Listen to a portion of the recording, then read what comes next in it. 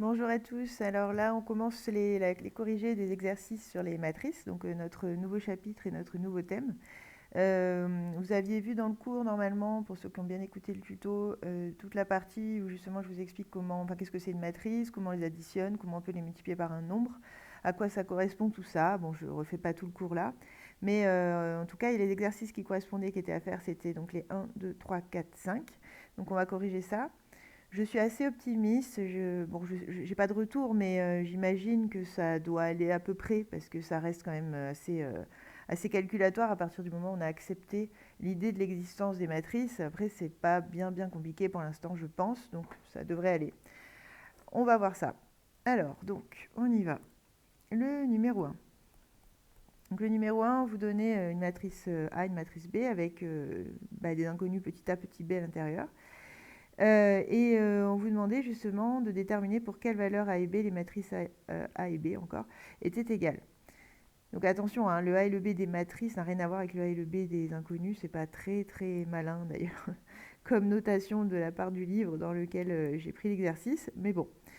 Donc, alors, on a vu dans le cours que les matrices A et B sont égales seulement, donc si et seulement si,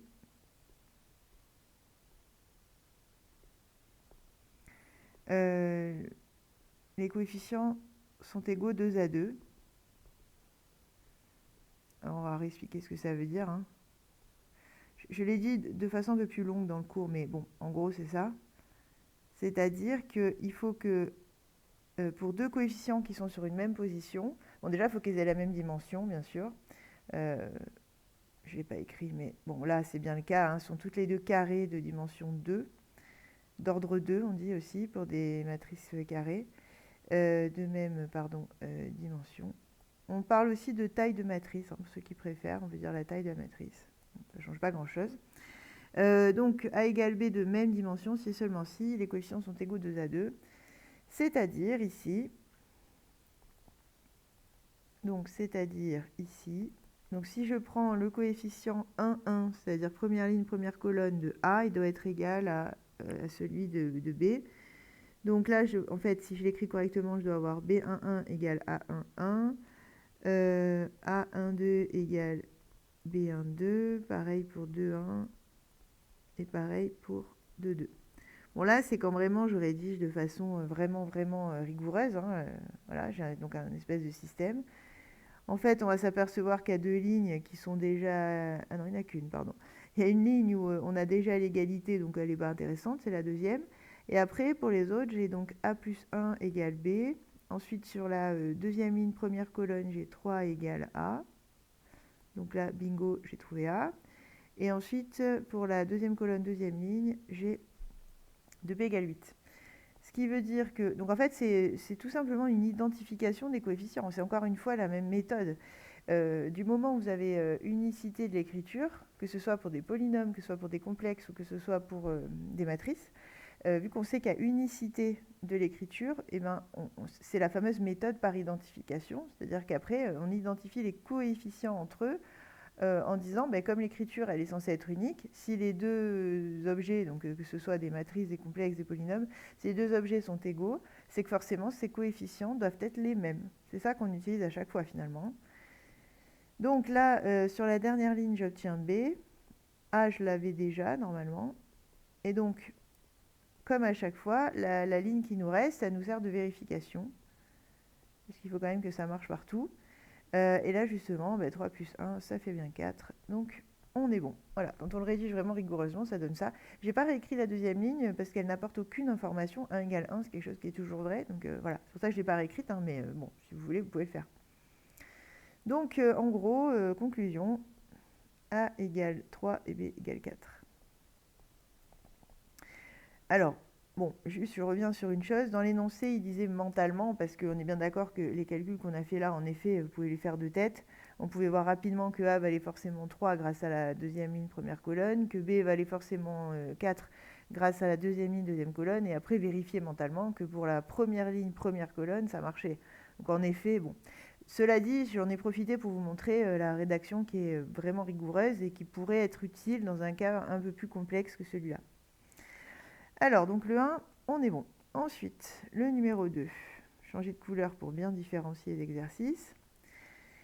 Alors, le numéro 2, on commence à faire des sommes et des multiplications par des nombres. Donc là, on vous donne justement deux matrices de même dimension, qui sont toutes les deux des matrices carrées d'ordre 2.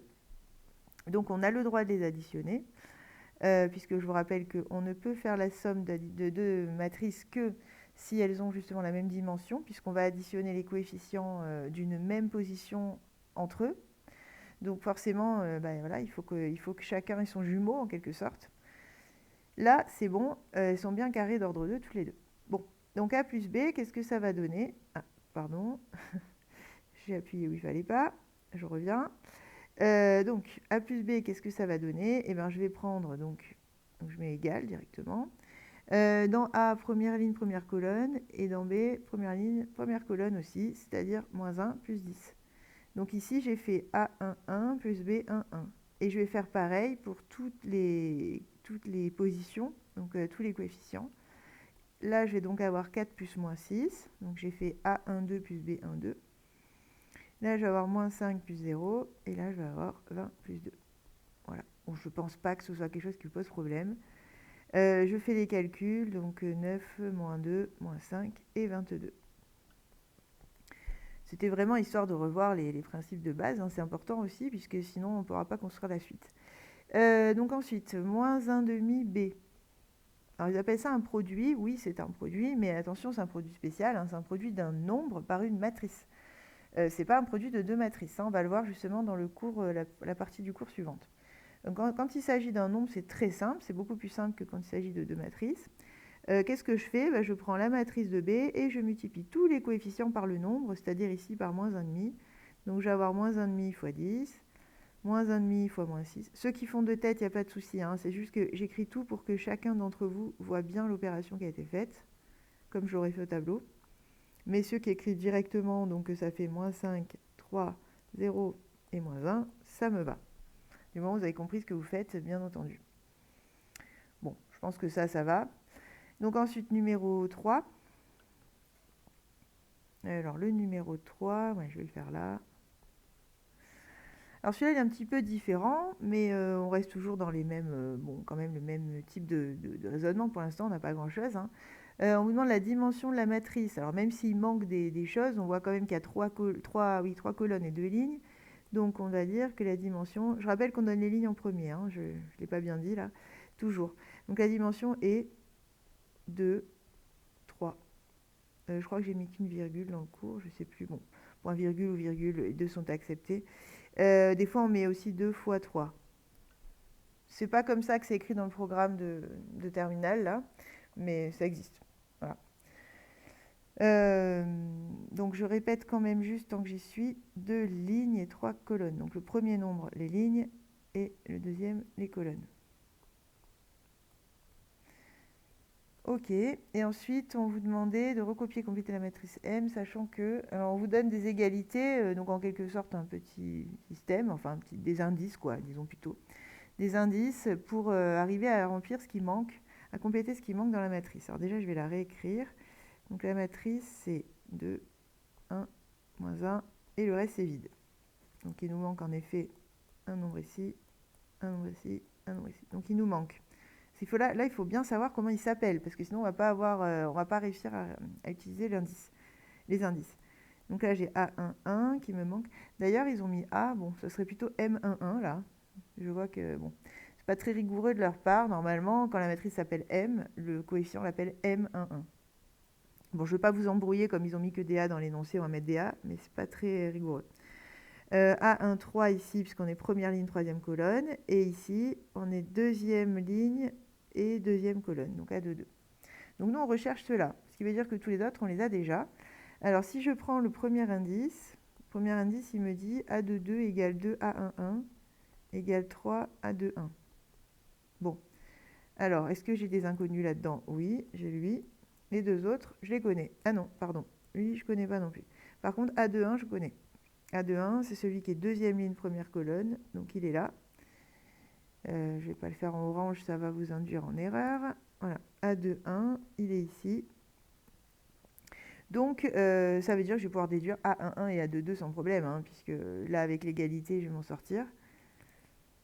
Alors, maintenant, si je remplace justement A21 par sa valeur, A21 il vaut 1. Donc ici, je peux dire que ça fait 3 fois 1. Donc, je peux en déduire que A22, bah, il vaut 3 du coup. Et 2A11, ça fait 3. C'est-à-dire que A11, il vaut 3,5, autrement dit 1,5. Donc là, déjà, avec un indice, j'ai récupéré les 2 sur 3 valeurs manquantes. Donc ici, c'est 3. Voilà. Maintenant, je prends le deuxième indice. Qu'est-ce qu'il me disait le deuxième indice? Il disait, je ne l'ai plus, A21, A22, A23 égale A11, A12, A13. Donc en gros, quand j'additionne tous les coefficients de la ligne, j'obtiens la même chose pour la première ligne que pour la deuxième ligne. C'est ça que ça nous dit, hein. Donc là, on connaît tout sauf 1, 1, 3. Donc notre inconnu, elle est 1, 3, il est là. Voilà. Donc tous les autres, on va les remplacer par leur valeur et on va en déduire 1, 3 sans aucun problème en fait, hein. Donc A2, 1. Donc là, c'est vraiment pour vous faire travailler les dénominations des coefficients. C'est vraiment ça. Donc A21, c'est celui qui est en vert, là, donc c'est 1.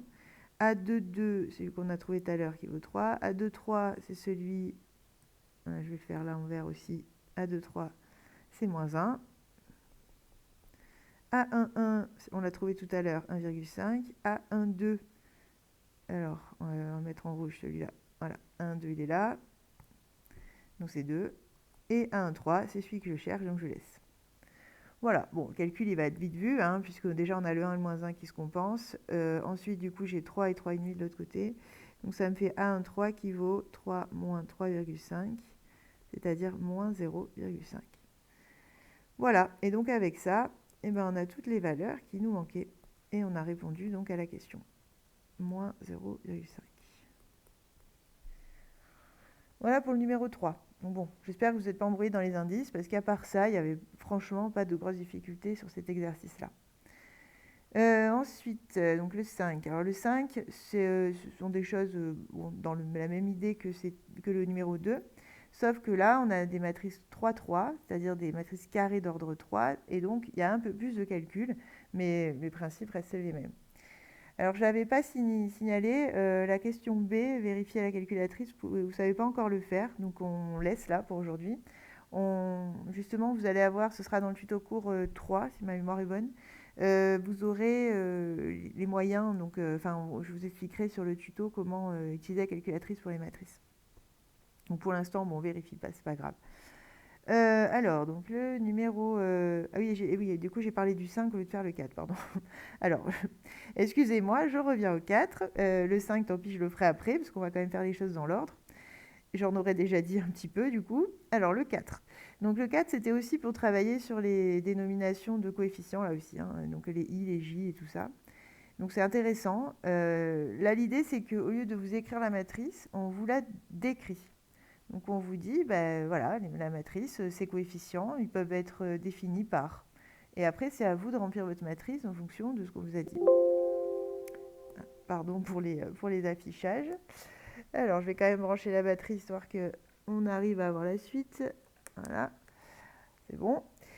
Donc, la matrice A, on vous précise quand même qu'elle est d'ordre 3, carré. Donc, on sait que c'est une 3-3. Et maintenant, il va falloir se débrouiller. Alors, sachant que I, c'est le numéro de la ligne et J, le numéro de la colonne. J'espère que vous ne vous mélangez pas. Alors, le numéro 4, on va le faire là. Je vais faire à côté du 1. En vert, allez. Donc, le numéro 4, petit a, je vais juste réécrire les indices histoire de les avoir là. C'était donc AIJ égale I. Oui, pardon. On va faire comme ça. I si I égale J, 0 si I plus petit que J, strictement. Et j'ai oublié la fin, moins 1 si I est strictement plus grand que J. Voilà. Donc on a ça, on sait qu'elle est 3-3, donc déjà on peut commencer quand même à écrire une allure. Voilà, elle va être assez grande, hein, avec donc 3 lignes, 3 colonnes. Et là, on se concentre. Alors, I, numéro de la ligne, J, numéro de la colonne. Si I égale J, c'est-à-dire quand je suis sur un coefficient où la ligne et la colonne ont le même numéro. Donc déjà, ce sont lesquels? Il va falloir déjà commencer par là. Ben, donc, il va y avoir A11, je vais l'écrire en couleur. Voilà, ça, donc ça correspond à A11, A22 et A33. Puisque là, j'ai bien I égale J. Numéro de la ligne égale numéro de la colonne. Bon. Et donc, on me dit que pour cela, eh bien, tout simplement, le coefficient, il vaut I. Il vaut donc le numéro de la ligne, mais qui est aussi le même que celui de la colonne. Donc, ça veut dire que A11, lui, va être égal à 1, que lui va être égal à 2 et que lui va être égal à 3. Voilà. En gros, c'est ça que nous dit la première ligne. Alors, maintenant, il faut se remémorer où est A11. Bah, première ligne, première colonne. Donc, il est ici. Et donc, il vaut 1. A22, deuxième ligne, deuxième colonne. Je vais les numéroter si vous voulez. Bon, je ne ferai pas à chaque fois, hein, mais juste ici pour ne pas se perdre. Donc, deuxième ligne, deuxième colonne. Hop, 2. Troisième ligne, troisième colonne. 3. Voilà, donc là, j'ai rempli une partie. Donc, en gros, c'est ce qu'on va appeler d'ailleurs les coefficients diagonaux. Hein, qui sont sur la diagonale de la matrice. On considère vraiment ça comme un carré, en fait. Hein. On parle de diagonale, c'est le même vocabulaire. Comme elle est carrée, elle a une diagonale. Donc, les coefficients qui sont sur la diagonale de la matrice ont le même I et le même J. Alors, attention, on parle de diagonale dans ce sens-là. L'autre, celle qui serait comme ça, que je vais effacer, elle n'est pas considérée comme une diagonale, parce que justement, en fait, ce qui nous intéresse quand on parle d'éléments diagonaux, ce sont ceux qui ont le même I et le même J. Voilà. Donc, en général, quand on vous parle de... Enfin, c'est sûr d'ailleurs, c'est pas en général, c'est tout le temps. Quand on parle de diagonale de matrice, ce sera à chaque fois dans ce sens-là. C'est bon, c'est là où c'est pas exactement le même vocabulaire qu'un carré, évidemment, mais il y a quand même des similitudes. Alors, donc j'ai commencé à remplir. Très bien. Après, on me dit que si I est plus petit que J, alors ça vaut 0. I plus petit que J, c'est donc le cas où le numéro de la ligne est inférieur strictement au numéro de la colonne. Donc, du coup, bon, c'est pas très propre, hein, mon corrigé là, désolé. Si je prends par exemple A12, ça rentre bien dans ce cadre-là, puisque 1 est plus petit strictement que 2. Si je prends A32, ça marche plus, puisque 3 il est plus grand. Alors après, du coup, A2, 3, ça marche. Il y a aussi A1, 3. Et ce sont les seuls. Parce qu'après, vous allez forcément être... si le numéro de la ligne c'est 1, de la colonne, pardon, c'est 1, automatiquement celui de la ligne, à part égal, il va être à chaque fois supérieur. Et après, les autres cas, on les a déjà explorés. Donc, il n'y en a que 3. Et donc, sur ces 3-là, je vais mettre 0, carrément. Là, il n'y a pas besoin de tergiverser. Alors, ligne 1, colonne 2, 0. Ligne 2, colonne 3, 0. Et ligne 1, colonne 3, 0. Voilà. Donc, en gros, ce qu'on appelle justement la... Bon, je ne vais pas vous mettre tout le vocabulaire maintenant. Enfin bref, en tout cas, la partie haute à droite de votre matrice, en gros, j'ai que des zéros au-dessus de la diagonale. Donc. Maintenant, qu'est-ce qui se passe en dessous? Eh bien, en dessous, ça va être le dernier cas. Je pense que vous y attendiez. On vous dit si I est strictement supérieur à J, alors on met -1. Ben justement, ce coefficient-là, ce coefficient-là et ce coefficient-là ont leur I supérieur à J, puisque les colonnes, ça va être 1 ou 2, et pour les lignes, à chaque fois, il y a un décalage. Donc voilà, ici par exemple, ligne 2, colonne 1, donc oui, j'ai bien I supérieur à J, et donc je mets -1. Là, pareil, ligne 3 et colonne 1, et là, ligne 3 et colonne 2, donc à chaque fois -1, -1, -1. Et voilà, j'ai ma matrice donc en utilisant les indices. Pardon. Bon, par contre, j'ai pas mis des couleurs très cohérentes. Bon, je pense que vous avez bien compris que cet indice-là, c'est ce qui a donné l'orange, hein, bien sûr. Ok, alors il nous reste le numéro 5. Du coup, j'en ai déjà un petit peu parlé. Il n'y a plus qu'à faire les calculs. Alors, le 5, je vais recopier les matrices. Alors, -1, 3, 0, 12, -8, 4. J'aurais dû le faire avant d'enregistrer. 0, -3, -7. Donc ça, c'est A. Et la matrice B, c'est -5. Ah non, mince, pardon. Ah, mais si, c'est ça. C'est moi qui ne regarde pas où il faut. Donc B, 9, 1, -6. 9, 1, -6. Ensuite, 8, 0, -5, -4, -3, 1. Voilà, vous aviez ça. Et donc, on vous demandait de calculer A plus B, non, A moins B, 2A et A plus 2B. Donc, on y va. A moins B, 2A et A plus 2B qu'on fera un petit peu plus loin. Voilà. Alors, on y va. Bon, A moins B, même principe. Soustraction, ça se fait comme l'addition. Je l'ai dit dans le cours, c'est exactement la même chose. Donc, pareil, ça va se faire par coefficient 2A2 de la même position. Les matrices, elles sont bien de même dimension. Donc, j'ai tout à fait le droit de faire ça, il n'y a aucun souci. Donc, première ligne, première colonne, hop, moins 1, moins 9, donc moins 10. Ensuite, deuxième ligne, deuxième colonne, 3, moins 1, donc 2. Pardon, j'ai dit deuxième ligne tout à l'heure. Première ligne, deuxième colonne, 3, moins 1. Première ligne, troisième colonne, 0. Alors attention, c'est 0 moins 6, ce qui va faire donc 6.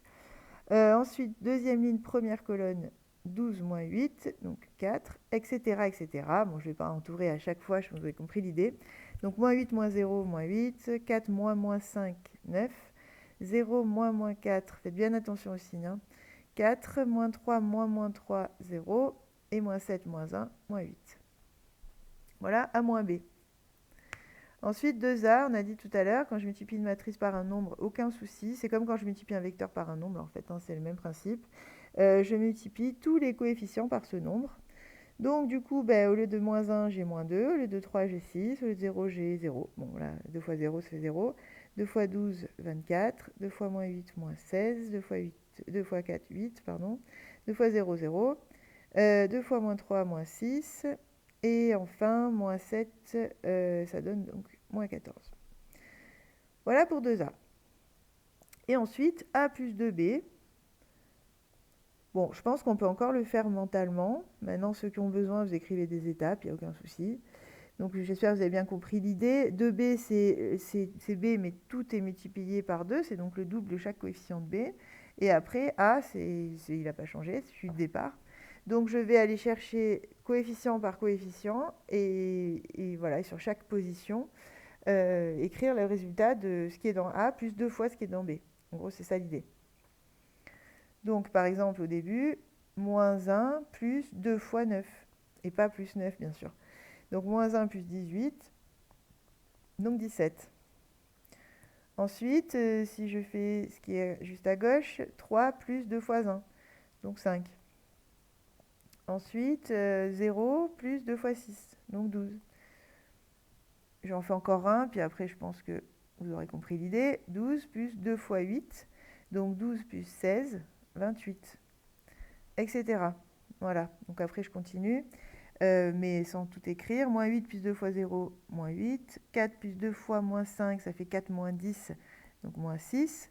0 plus 2 fois moins 4, ça fait moins 8. Moins 3 plus 2 fois moins 3, moins 9. Et moins 7 plus 2 fois 1, ça fait moins 5. Voilà donc pour la matrice A plus 2B. Et voilà aussi qui achève donc les exercices que vous aviez à faire sur la toute première partie du cours. Donc normalement, à l'issue de cette partie-là, vous avez bien compris ce qu'est une matrice. Bon, là, on n'a pas fait d'exemple dans des problèmes, mais parce que là, on est vraiment dans le calcul matriciel. Ça viendra, parce qu'il y aura 2 autres parties, comme je vous disais dans le cours. Il y aura une partie 2, une partie 3, si on a bien le temps de finir le programme. Et en fait, plus on avance, et plus ça va être appliqué après à des problèmes. Bon, là, pour l'instant, on est vraiment dans le cœur du calcul, donc ça reste assez abstrait. Mais en tout cas, bon, j'espère quand même qu'avec les exemples dans le cours, vous avez compris à peu près ce que c'était. Et surtout, donc, que vous avez compris comment on les additionne, comment on les multiplie par un nombre, comment on les soustrait, etc. Voilà. Et dans quelles conditions. Donc là, pour l'instant, c'était les objectifs. Du coup, je vous invite à passer maintenant sur le cours 2, où on va découvrir comment on multiplie des matrices entre elles. Là, c'est un peu moins naturel, vous le verrez, mais ça reste faisable. Il faut juste suivre la méthode, c'est pas... Mais ce sera quand même moins naturel, donc on fera bien attention au calcul notamment, aux erreurs de calcul.